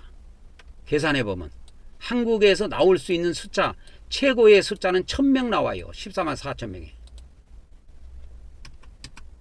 그러니까 우리 한국말씀사관학교에 가입해갖고 매달 10만 원씩 내고 그렇게 하라고. 한국 말씀사관학교에 한국말씀사관학교에 여러분들이 와가지고 말씀 사관학교 한국말씀사관학교 와가지고 이 14만 4천 명의 종이 될 사람들은 학비 대용으로 헌금을 10만 원씩 하는 거예요. 세상에서는 학비라는 용어를 쓰지만 순교 헌금을 내고 그렇게 말씀 무장하라 이거요.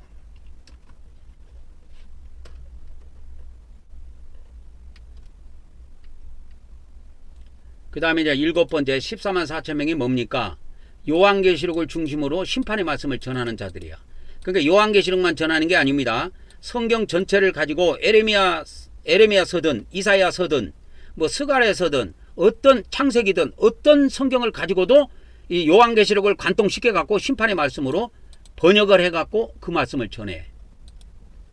근데 이 교회론적으로 해석한 사람들은 뭐 14만 4천이든 요한계시록이든 전부 다 그냥 교회로 해석해버려. 그냥 그게 은혜로 풀어버린다고. 은혜의 말씀으로. 요한계시록도 은혜의 말씀으로 풀어버리는 거야. 그러나 저는 하나님께서 이 말씀을 무장시켜 주셨을 때 14만 4천 명은 뭐냐? 요한계시록을 중심으로 이 마지막 때 심판의 말씀을 전할 자들이다. 이렇게 딱 해석을 해 주셨어. 그래서 계시록 10장 1절에 보면 다른 사자가 나와. 그럼 다른 사자의 역할은 14만 4천을 돕는 역할이라고 그랬죠. 그래서 14만 4천의 사역에 나와. 그래 작은 책을 들고 있어. 이게 요한계시록이야. 그래서 그 사자가 부르짖는 것처럼 부르짖어. 요한계시록을 펴놓고. 그래서 7의뢰가 발해져. 때가 오면. 이게 전 3년 반 동안에 이 일이 있습니다. 7의뢰를 발해요. 그래서 14만 4천 명은 최후로 3년 반 동안 7의뢰를 전할 말씀들이다. 말씀을 전할 자들입니다. 그래서 엘리야의 능력을 받아서 불말과 불소래를 타고 하나님의 백성들을 추수하는 종들이고, 모세의 능력을 받아서 물을 피되게 하면서 알곡 백성들을 추수하는 자들이요. 그래서 기독교 안에서도 이런 말은 있었어. 옛날에 이 마지막 때가 되면 모세와 엘리야야 두 증인이 온다 그랬어. 두 증인은 모세와 엘리야가 이 땅에 오는 것이 아니고 엘리야의 능력과 모세의 능력이 누구한테 와? 14만 4천 명의 종들에게 오는 거야. 에? 모세와 누구? 엘리야의 능력이. 그래서 이 기독교에서도 이런 말은 있었어. 두 증인이 누구냐 했을 때 모세와 엘리야다. 내가 옛날에 계시록에서 그걸 봤다니까. 그러니까 모세와 엘리야가 오는 것이 아니고 모세의 능력과 엘리야의 능력이 임해. 누구에게? 누구에게 임해? 14만 4천 명에게 임한다니까. 그래서 마지막 최후 3년 반 동안 사역을 하다가 짐승이 내려오면 이제 짐승이 있는 가운데에서도 알곡 백성들을 보호처로 다 옮겨놓은 다음에 사명이 끝나면 짐승들과 싸우다가 죽어요. 이 14만 4천 명은. 그래서 요한계시록 11장에는 두 증인의 죽음이 나오는 거는 14만 4천 명의 두 증인의 단체가 다 죽습니다. 14만 4천 명이 다 죽어요. 그 다음에 8번째입니다. 자, 14만 4천 명은 도대체 뭐 하는 자들이냐? 믿는 자들과 세상 사람들을 향해서 심판과 멸망을 외치는 자들이야. 좋은 소리 안 해. 그러니까 이게 14만 4천을 교회론적으로 해석하는 사람들은 14만 4천 명을 뭐요? 14만 4천 명을 교회 전체로 보죠. 그러나 저는 뭐예요? 음력교회들과 세상은 심판받는다. 심판받아 이 마지막 때 멸망한다. 그거 이야기 하잖아요. 심판받아 멸망한다. 자, 9번째. 그 다음에 14만 4천 명은 음녀의 포도주에 취한 자들은 심판받아 멸망한다고 외쳐. 그래서 계시록 17장 2절에 보면 17장에 보면 음녀가 나오는데 이 음녀가 먹이는 것이 포도주야. 포도주를 먹여. 땅의 임금들한테도 먹이고 믿는 자한테도 먹이고 안 믿는 자한테도 먹이고 다 먹여. 그래갖고 다 이 포도주에 취해버려요. 다 취해버려. 이 지구상에 있는 땅에 있는 사람들이 다 취해. 근데 누구는 안 취하느냐? 14만 4천 명은 안 취해. 그리고 14만 4천 명을 따르는 기독교인들은 안 취해. 이 음행의 포도주에. 그래서 구원받아. 그러면 이 포도주가 뭐냐? 교회론적인 입장에서 이 해석한 것이 로마 교회 천주교에서 정교에서 나온 해석인데 이거 다 이게 음행의 포도주입니다. 이거. 그래서 이거를 따르는 기독교 목사들도 14만 4천 명이 교회 전체다. 교회론적으로 해석하는 거에 대해서 아무 끄리낌이 없이 해석을 하고 그렇게 성도들을 가르쳐. 그래서 14만 4천은 교회다. 이런 식으로 두리뭉실하고 넘어가. 그리고 어느 날 어떤 놈이 나와갖고 야 14만 4천은 진짜 숫자 그대로다. 이 마지막 때 짐승 외계인들과 싸워서 숨겨올 자들이다. 이런 거 이야기하면 야 그 웃긴 새끼네 그런다고. 그래서 음녀가 주는 포도주가 있는데 이게 잘못된 천주교 교리야. 이게 기독교 안에 그대로 들어왔어. 그래서 이 교리 때문에 뭐요? 14만 4천을 뭐라고 해석해? 교회 전체로 해석하잖아. 지금 기독교 천주교 대부분이 그렇고 기독교 또 대부분이 또 이렇게 흘러갑니다. 그러나 이들의 해석은 14만 4천 명의 사명을 방해하는 거예요. 그래서 14만 4천 명이 실제로 탄생하는 걸 방해한다니까. 이런 해석은. 그래서 이런 교회는 다 죽게 돼 있어요. 예? 짐승의 밥이 된다니까. 그래서 음료의 포도주를 두 개로 내가 해석을 해놨는데 음료의 포도주는 잘못된 천주교 교리다. 이해하셨습니까? 그 다음에 두 번째는 음료의 포도주는 뭐냐? 잘못된 기독교 교리다. 이 기독교 교리도 엉터리가 많아요. 근데 자기 신학 나오면 자기를 옹호하는 거야. 우리 신학은 틀린 게 없다. 그런데 기독교 목사들이 똥꼬집을 부려요. 얼마나 똥꼬집을 부린지. 하여튼 나오고 이야기했다면 싸움밖에 안 일어나. 그래서 내가 목사들하고 상대를 안 해. 지금은 인터넷으로만 말씀을 전하지. 그래서 기독교 안에서 천주교 안에 잘못된 이 짐승에 대해서 잘못된 해석을 해버려. 짐승에 대해서 잘못된 해석, 잘못된 이 해석으로 인해 가지고 이것이 뭐냐? 이게 음녀가 주는 포도주야. 그래서 이 술에 취하는 기독교인들, 천주교인들은 다 멸망합니다. 이 마지막 때. 짐승 밥이에요. 외계인 밥 된다니까. 외계인 밥 돼요. 그래서 음력교회 짐승 외계인들에 의해서 멸망받는다. 그래서 여러분 기독교 안에 천주교 안에 있는 잘못된 교리들 가지고 여러분 목회하지 말고 이 말씀 잘 무장해서 14만 4천 반열에 들어가시기 바랍니다. 이 진리로 무장해야 14만 4천 반열에 들어가게 돼 있어. 기독교 안에 있는 천주교 안에 있는 이 교리들은 엉터리가 수두룩해. 엉터리가 수두룩하다니까 뭐 다른 거 말할 필요가 없어. 이 14만 4천 하나만 갖고도 뭐라고 그랬어? 교회론으로 해석하면 안 된다 그랬죠. 내가 이야기했잖아. 교회론으로 해석하면 안 되고 14만 4천은 어디에 나와? 14만 4천은 계시록에 나와. 이게 계시록에 나오기 때문에 계시록은 뭘 다루고 있어? 종말을 다루고 있어. 계시록은 종말을 다루고 있다고. 그래서 이걸 종말론으로 해석해야 돼. 교회론으로 해석하면 안 된다니까. 오늘의 총 주제입니다. 이것만 알고 있으세요. 이것만 알고 있어도 여러분 정신이 바닥 든다고. 14만 4천을 교회론으로 해석해도 안 되고 성령론으로 해석해도 안 돼요.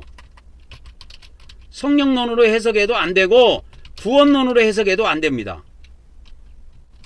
그렇게 해도 안 돼요. 오직 14만 4천은 요한계시록밖에 안 나와. 그렇기 때문에 이 요한계시록은 종말을 다루고 있는데 그래서 종말론으로 해석해야 요한계시록 정확한 답이 나온다고.